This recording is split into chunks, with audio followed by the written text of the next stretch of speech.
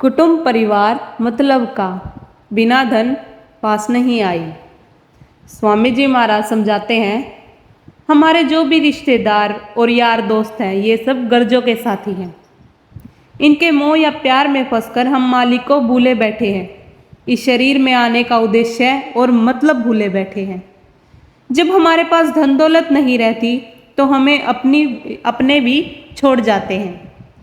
सब महात्मा हमें यही उपदेश देते हैं कि इस मनुष्य जन्म में आकर अपनी देह के अंदर मालिक की खोज करो।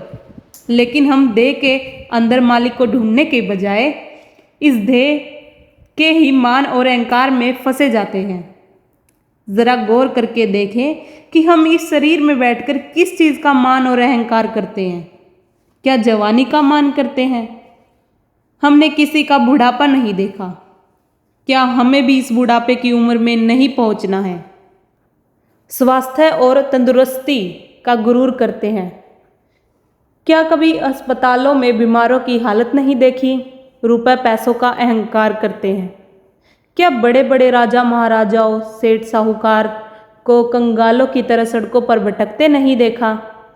फिर हम दुनिया की हुकूमत या इज्जत और मान बढ़ाई का अहंकार करते हैं।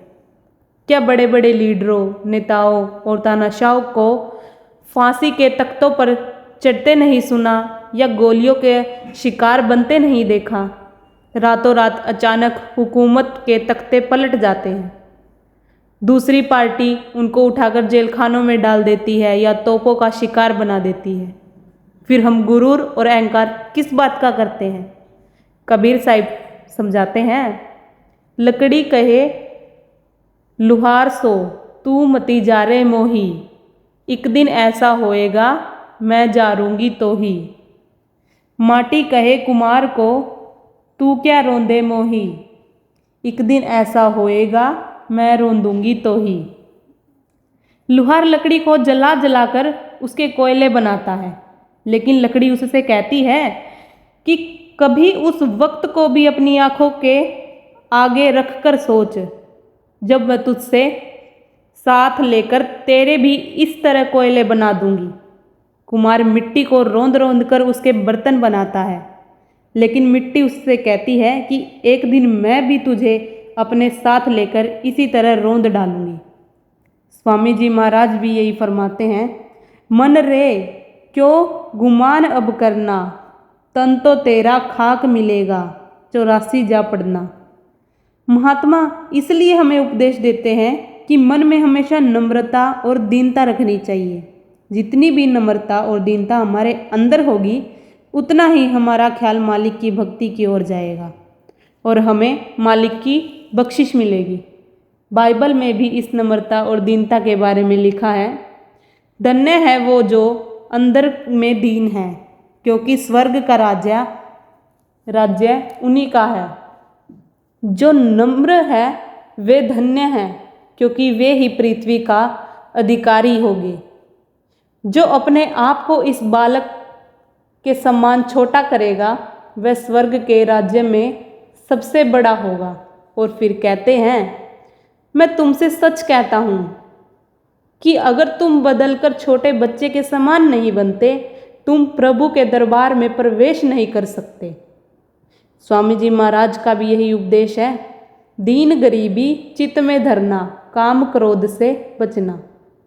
गुरु अर्जुन साहिब प्रार्थना करते हैं, कहो नानक हम नीच कर्मा, शरण परे की राखो शर्मा।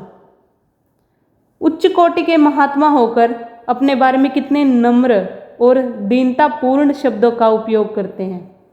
गुरु नानक साहिब अपनी वाणी में कई जगह अपने आप को लाला गोला, सेवक और गुलाम, दासों का दास, नीच कर्मा कहते हैं। हमें इन महात्माओं के जीव से शिक्षा लेनी चाहिए, जो धूर धाम पहुँचकर कुल मालिक बनकर भी अहंकार नहीं करते। हमारे हाथ कोई साधारण सी भी सत्ता और हुकूमत आ जाए तो हम इंसान को इंसान नहीं समझते। हमारा जमीन पर सीधा चलना ही मुश्किल हो जाता है। कबीर साहिब समझाते हैं, बुरा जो देखण मैं चला बुरा न मिलिया कोई, जो दिल खोजो अपना मुझसा बुरा न होए।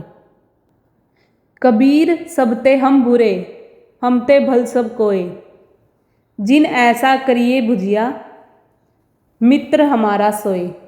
महात्माओं का हमें समझाने का सिर्फ यही मतलब है कि किसी चीज़ का घमंड और अहंकार नहीं करना चाहिए। इंसान के जामे में बैठकर मन से नम्रता, दीनता और आजीजी रखनी चाहिए और नाम की कमाई करनी चाहिए, क्योंकि नाम की कमाई ही हमारा साथ देगी और तभी हमारी ध्येय में आने का मकसद पूरा हो सकेगा। दादू साहिब का कथन है, क्या मुँह ले हसिया बोलिया, दादू दीजे रोई। जन्म अमूल आपना, चले अखारत खोई। यही महात्मा चरणदास जी अपनी वाणी में फरमाते हैं, हाथी घोड़े धन गना, चंद्रमुखी बहु नारी।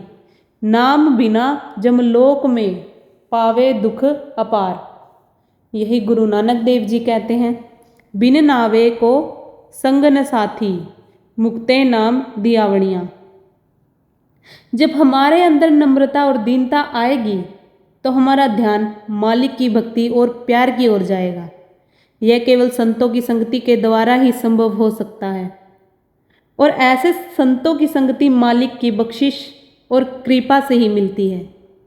सच तो यह है कि मालिक बख्शिश करे तभी हमारा ख्याल उसकी भक्ति और प्यार की ओर जाता है।